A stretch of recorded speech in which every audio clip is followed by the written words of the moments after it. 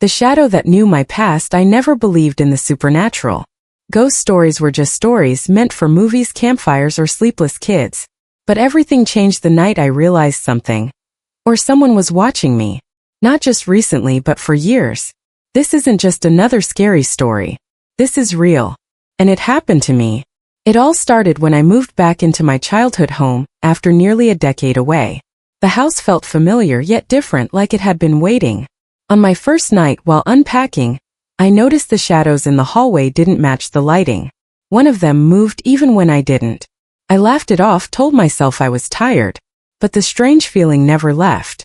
It was like I wasn't alone even when I was. Then I started dreaming, same dream every night. A figure standing in the corner of my room, its face blurred, but its eyes, they knew me. Not like a stranger staring. It was deeper, unsettling. Like it remembered things about me that even I had forgotten. Memories I buried long ago, things I never told anyone. And every morning, I'd wake up with a word scratched into my mirror, names, places, dates. All from my past. I tried to ignore it, but the signs got stronger. Lights flickering. Voices whispering when I was alone. My phone randomly playing old recordings from years ago. And then one night I followed the shadow. I shouldn't have. Because what I found wasn't just a ghost. It was a part of my past I thought was long gone. A truth I never wanted to face. What was it trying to tell me? Why now? And how did it know things no one else could? That's when I realized, this shadow wasn't haunting me. It remembered me. I didn't sleep much after that night. Every sound felt louder. Every creak more meaningful. I kept checking the mirror every morning, half hoping it would be clean. But there it was again, new writing, fresh as if someone had just run their finger through the steam. That day it said Lily 2005. That name hit me hard. Lily was my childhood best friend. We hadn't spoken in years. She disappeared one summer after a fight we had, and no one ever found her. No one talked about it much anymore. Most people believed she ran away. But I never believed that. Now it was like the shadow wanted me to remember her. I started digging through my old boxes in the attic, trying to find anything. Pictures, letters, something that could connect the dots. I found a photo of us from the last day we spent together. We were smiling, but I remember that day ending badly. I had said something cruel in the heat of an argument, and she left crying. That was the last time anyone saw her. But I never told anyone what happened between us. So how did the shadow know? The more I thought about it, the more I realized this thing wasn't just appearing randomly. It was leading me, pulling me into something. It showed up near the closet where I found the photo. It stood behind me when I was on the phone with my mom, asking about Lily. My mom got quiet. She said, "That's something we shouldn't open again." Then she hung up. There's something buried in my past, and whatever this shadow is, it knows. And it's not just watching anymore. It's getting closer. Every night I feel it standing nearer to my bed. I hear my name whispered in a voice I almost recognize. The air feels colder. My memories are getting sharper. It's like it's unlocking something I buried long ago. I don't know what happened to Lily. I don't know what I've forgotten. But this thing, it does. And it's not going away. It wants me to remember. Whether I'm ready or not. I started keeping a journal, hoping that writing things down might help me make sense of what was happening. Every night I wrote what I saw, heard, or felt. But the strange part? Some mornings my journal pages had new writing, things I never wrote. Names, dates, even questions like, "Do you remember now?" I thought maybe I was sleepwalking or losing my grip. But the handwriting wasn't mine. I went back to the spot where Lily and I last spoke, an old treehouse behind the house, now broken and falling apart. It hadn't been touched in years. As I climbed up the shaky ladder, a memory came rushing back. That fight we had. It wasn't just about some silly argument. She had told me something that night. Something I promised to keep secret. But I couldn't remember what it was. The memory felt just out of reach, like a word on the tip of your tongue that you can't quite grab. Inside the treehouse I found a wooden box under the floorboards. It had Lily's bracelet inside. One she wore every single day. That's when the wind picked up. Even though the trees were still, I felt something pass behind me. Cold, slow, heavy. I didn't look back. The deeper I went, the more I started questioning everything. My past, my family, even my own memories. I called a few people from my childhood. but most of them either brushed me off or got weirdly quiet when I mentioned Lily. One even said, "I thought you weren't supposed to talk about that." Supposed to? Who decided that? At night, the shadow started showing me things. Not just following me, showing me images in my mirror. Our old school. The forest near the edge of town. A necklace Lily had buried under the swing set. I started wondering if this thing wasn't just a ghost, but a part of my own mind dragging secrets out of the dark. And then I saw someone else. Not the shadow, but a man. Just for a second, standing at the edge of the woods, staring straight at my window. I blinked and he was gone. But the shadow stayed. Waiting. Watching. And I think it's getting ready to show me the truth. I couldn't move. The forest felt frozen, like it was holding its breath. The man just stood there, still and silent, like he had all the time in the world. The shadow behind him didn't flinch. It felt closer than ever. Almost like it was waiting for something, like it was testing me. My hands were shaking, still gripping the photo. My mind was racing, trying to connect everything. The dreams, the whispers, the messages, the memories I'd buried for so long. I didn't know if I should run or speak or scream. But my legs refused to move. The man's eyes were locked on mine, not angry, not even curious, just knowing. Like he'd seen every piece of my past. And now he was just waiting for me to admit it too. I felt like I was standing at the edge of something big, something dark. I couldn't tell if I was about to uncover the truth, or get pulled deeper into something I couldn't escape. Suddenly the air changed. A wind rushed through the trees, strong and cold. The papers in the tin box blew out of my hands. One of them hit the man's feet. He didn't react. But the shadow did. It stretched forward just slightly, and the ground beneath it began to tremble. I don't know how to explain it, but I could feel fear, not mine, but its. The shadow wasn't just a ghost or a memory. It was alive in its own way, and something about the man in front of me terrified it. I picked up the last paper that hadn't flown away. It was a drawing, crude, done in crayon, probably by Lily. 2 girls. A treehouse.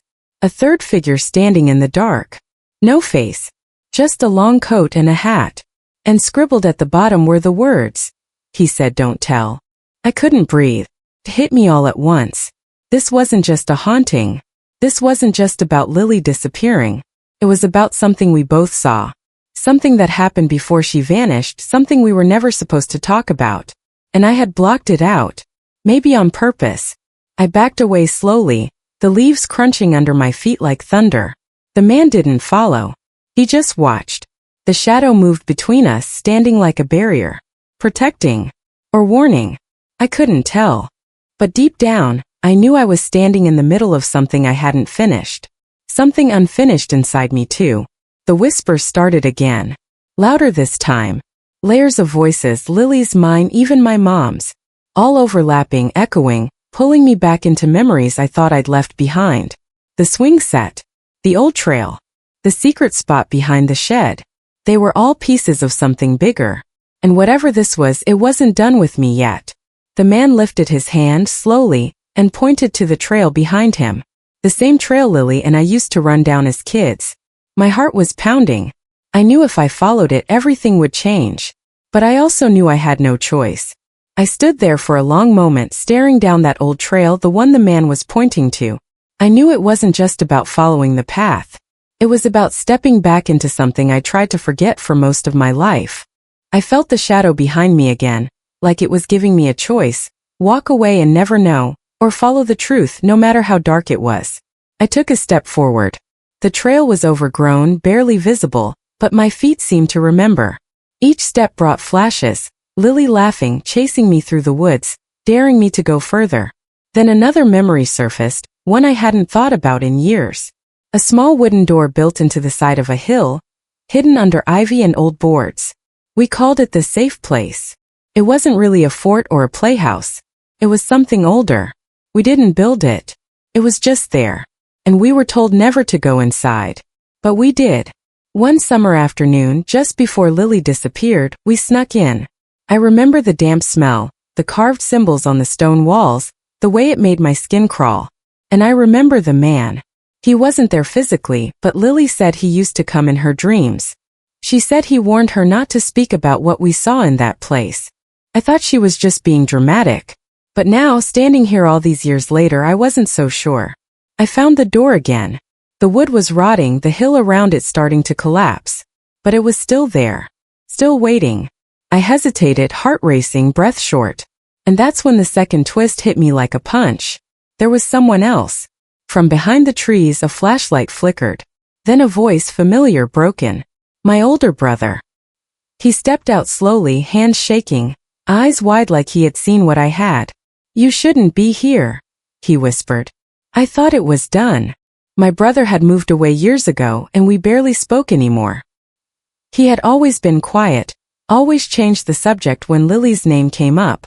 I never thought much of it until now. Something in his face told me he knew more than he ever let on. He looked at the old door and said, You don't remember what you saw, do you? My throat went dry. No, not everything. He stepped closer, lowering his voice. That shadow followed us both. But it's not just haunting. It's trying to warn you. Because what's buried in there, it's not just a secret. It's something we let out. The wind picked up and behind us the trees groaned like they were alive. I looked back toward the man on the trail, but he was gone. The shadow remained. The door creaked open just slightly. Not enough to see inside. Just enough to know it was inviting us back. And suddenly I wasn't just afraid of the shadow anymore. I was afraid of what we had done. The door creaked wider as if something inside had been waiting. My brother stepped in first, his flashlight cutting through the heavy darkness. I followed close behind, my heart pounding in my ears. The air was damp and cold, thick with the scent of earth and something else, something old. The stone walls were just like I remembered, carved with strange markings that didn't make sense back then. Now they sent chills straight through me. At the center of the small underground room was a circle of burned-out candles, long melted into the dirt. In the middle lay an old, half-rotted journal. My brother picked it up carefully and handed it to me without a word. I opened it slowly and there, on the very first page, was Lily's handwriting. It wasn't a diary. It was a record. Of dreams. Of sightings. Of warnings. She'd been seeing the shadow long before I ever did. And she'd written about the man too. Not just as a dream figure but as someone real. Someone who had followed us. Someone who had once lived in our town and vanished after being accused of something. Something terrible. The town buried the story. But Lily hadn't. Then came the final entry. If I disappear, he's not the one to fear. It's what he opened. We shouldn't have played with it. And if he comes back, so will the others. The ground beneath us suddenly rumbled. Dust fell from the ceiling. My brother and I looked at each other and I saw it in his face. He remembered too. That day years ago we found this place together. It wasn't just me and Lily. He was there. And we had read something out loud. Something we thought was just a game. We didn't understand what we had done. The shadow appeared again, this time standing between us and the door. It didn't move. It just watched. Then in a blur of motion it turned toward the far wall and pointed. There in the stone was a second door we had never noticed before. It was cracked open. But before we could move the lights went out.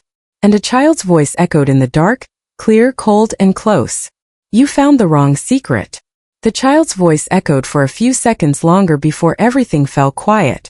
My breath caught in my throat. My brother reached for my hand in the dark. And for a moment, neither of us moved. Then his flashlight flickered back on, weak, but enough to see.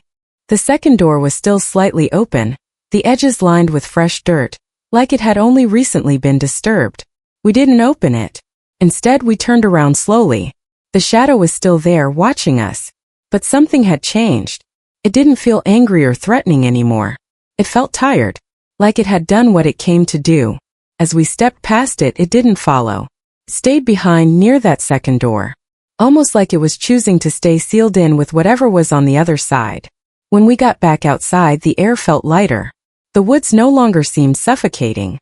My brother and I didn't speak much on the walk back, but something unspoken passed between us. We both knew that we had finally faced what we'd buried. Lily's disappearance, our forgotten memories, the broken pieces of the past. They were no longer just shadows. Over the next few days, strange things stopped happening. The writing on the mirror never came back. The dreams stopped. The whispering silence in the house faded. It was like something had been waiting for the truth to be remembered before it could rest. I took the journal and buried it beneath the treehouse. The place that once held so many secrets now felt like the right place for closure. Weeks passed. Life slowly returned to normal. But I've never forgotten what I saw, or what I almost opened. Some doors are meant to stay closed, not out of fear but out of respect. The shadow that haunted me, I believe now it wasn't trying to hurt me. It was trying to guide me, remind me of the truth I'd hidden from myself, and maybe in its own way, protect me from what was really still waiting in the dark. Sometimes the past doesn't stay buried. Sometimes it reaches out in strange ways, through forgotten voices and quiet shadows. But facing it, no matter how terrifying, is the only way to truly be free. And some truths, even when they hurt, are the only light strong enough to keep the darkness from coming back.